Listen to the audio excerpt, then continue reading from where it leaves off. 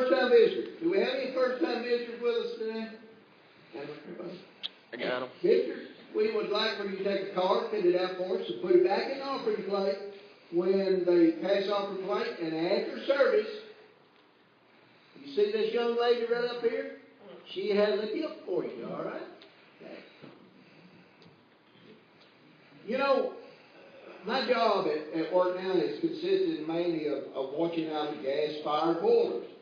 And every morning when I'm in the boiler room, it has to go through certain checks and certain process to check everything else before it will actually fire off. So that gives me time to look and think about things. Well, the other morning I just so happened to see a centipede. It was a very small centipede, and he was cooking across that pavement there, that concrete, and you see his little antenna, boy, there's fire. Hit that concrete, and I thought about, well, he's got two choices. If he goes to the left, then he's going to go under that boiler, which is a bad place to be. It's hot, it's nasty, there's no food, there's no water, there's nothing under that thing that will sustain his life. But if he goes to the right, then I've got the door raised. And outside, there's all kinds of stuff that will help him sustain his life until he completes his mission, which God has put him here in this world to do. So I was interested in watching him, boy, and then antenna was a firing off. And just so happened that he chose the right path. He turned and went out that door, and I thought, well, he will survive. You know, it's funny about life. We have two ways we could go. And I'd like to read something that Jesus told the people when he was here in this world and walking the earth. He says, it's in Matthew chapter 7, verse 13. He says, enter through the narrow gate, for wide is the gate and broad is the road that leads to destruction, and many enter therein.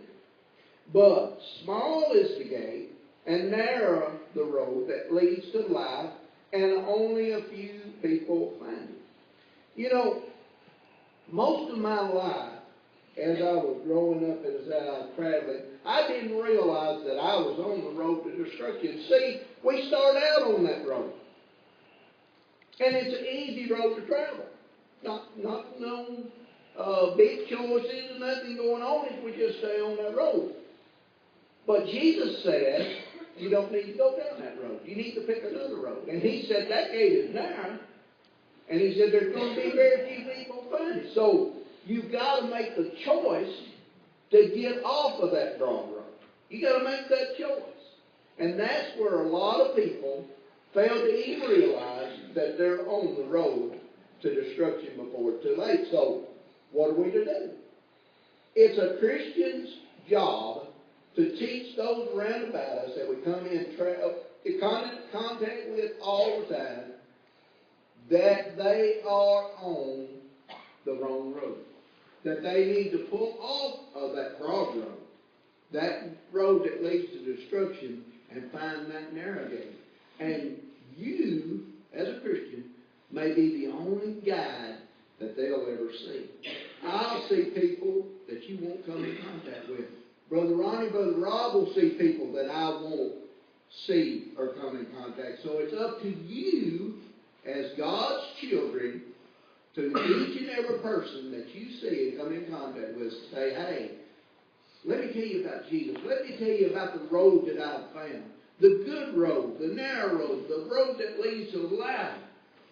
Get off of that destructive road. And I think so many times we as Christian people fail to teach the people of the world where that narrow gate is and how you get there.